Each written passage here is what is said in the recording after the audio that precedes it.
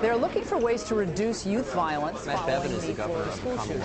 And I've thought about it a lot, anything like what we are seeing. Let's start with you, David, because some of these games are really wild. I mean, they're pretty graphic, pretty gory. You know.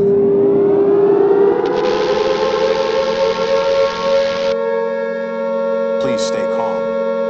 And I was wondering, do you feel like your outspokenness has cost you anything? Do you feel like it's cost you opportunity, or sure. Like, I'm not even sure you get the credit you deserve, to be perfectly honest for you with you.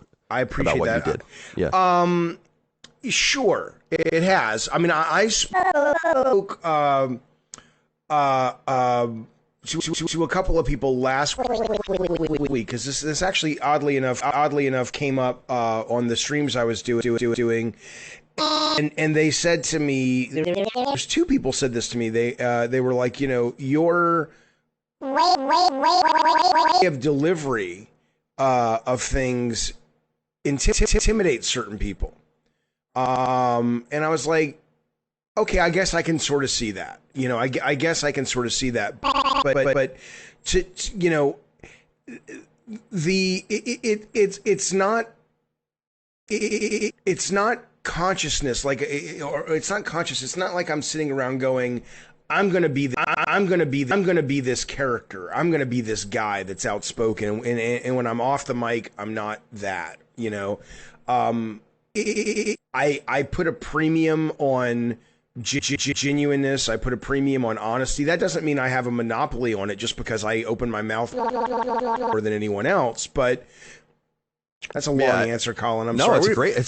Dude, yeah. I want to talk to you. This is a great answer, and I can relate to some of what you're saying, I feel like, because I feel like the more outspoken you are, maybe not only in our industry, but generally speaking, you see it in politics and entertainment, the more that people kind of try to project certain things on you. Yes. And it becomes easy for them to do that. I become really fond of Glenn Greenwald, the political writer in recent years, and he's very similar, where he says whatever he wants, and so people attack him for that. But I agree with you. It's worth the risk of being attacked to say something meaningful or poignant, as opposed to being the same as everyone else. And that's why I know the way the industry works well enough to know that it must have cost you something. And I think it's awesome to... Oh, I'm sorry. Go ahead. No, I was going to say, I mean, it probably has, but, and you know, you're in a different position because those things have been more spelled out for you, like the PAX thing. It was clear. Oh, whatever you did, which God, I still don't know.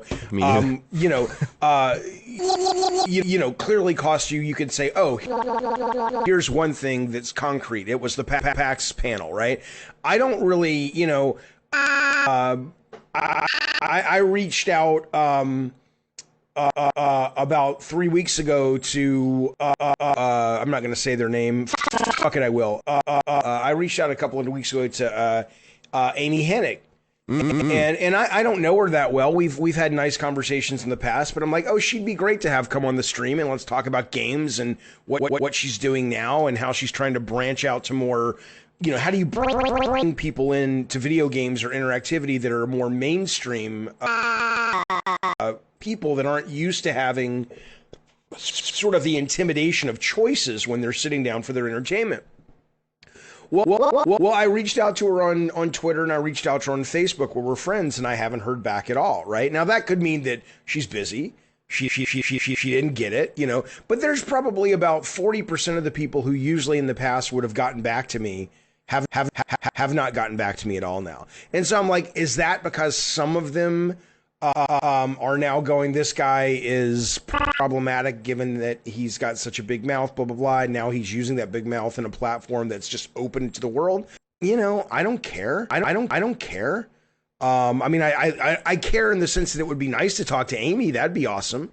Sure. It's what you're saying is so relatable, because it's that, at least maybe we react to this differently, because you're saying it doesn't affect you too much. It used to affect me a little bit in just not knowing, like that mystery, right? You reach out to PR and you don't hear back, and you're like, well, right. I've been in this game so long. Sometimes they really do mystery emails, but I know typically they know what's going on, and then you just start getting ignored over and over again, and then you have to kind of start reading into things, and before you know it, you're forced out of the system. And Right. we were just able to kind of embrace that, I think, because Oh, I yeah. agree with you. I remember, David, like what it was like to get a game early at IGN. We used to get games early all the time. You tweet it out, you feel cool, you're playing it online, your friends see it on your on your friends list. It's something that everyone falls into.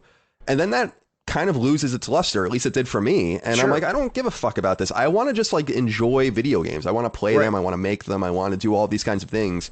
And so it is liberating to be outside of that.